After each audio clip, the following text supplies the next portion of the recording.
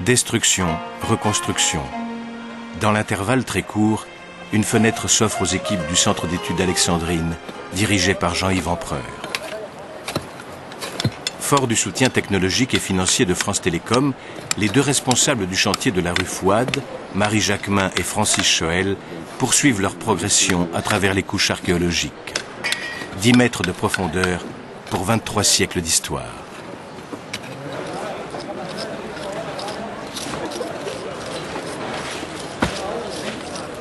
La stratigraphie est un coup de sonde dans le passé.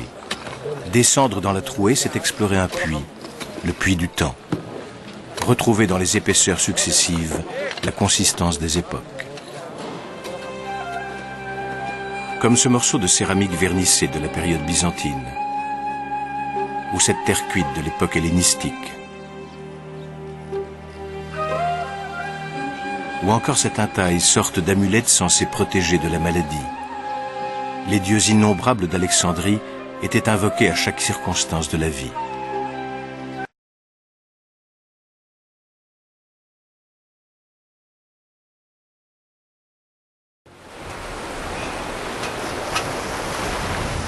Au printemps, quand le Ramsin, ce vent du sud, enveloppe la ville d'un brouillard ocre, le caractère d'Alexandrie paraît se dissimuler encore plus. Que lui est-il advenu? Quelle est donc la nature profonde de cette cité?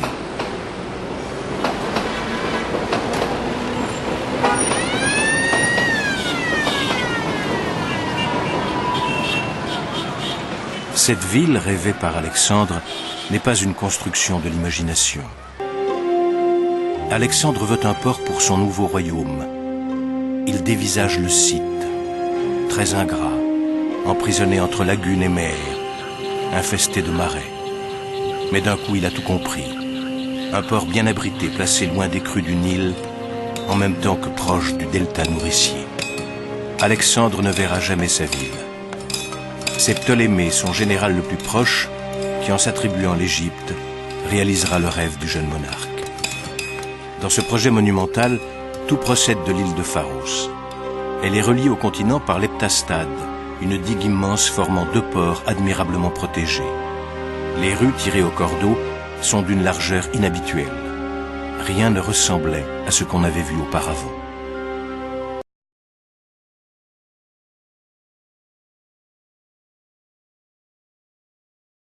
« 23 siècles plus tard, le débordement de l'agglomération moderne a-t-il effacé définitivement l'empreinte de la mégapole antique ?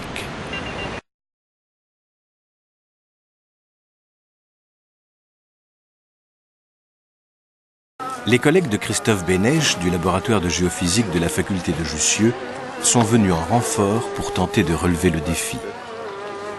Des techniques utilisées pour la prospection minière et pétrolière ont été ingénieusement adaptées pour répondre aux problèmes particuliers de l'archéologie de sauvetage.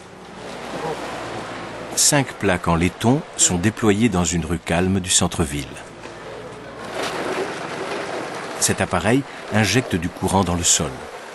En fonction de la résistance du sous-sol, des signaux plus ou moins importants sont captés, permettant de reconnaître des murs, des fondations, la signature fossile de la cité.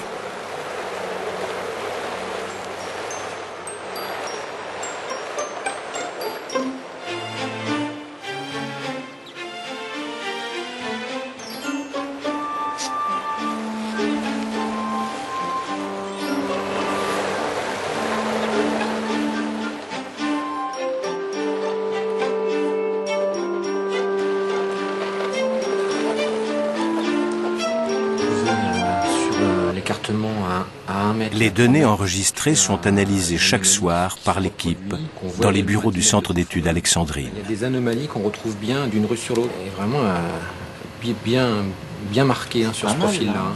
L'empire des ombres se précise avec ses reliefs, ses creux, ses fractures. Mais ce sont surtout ces espaces vides, assez nets, organisés, qui intriguent les archéologues. Peut-être des citernes. Puis ça surplombe une petite strate.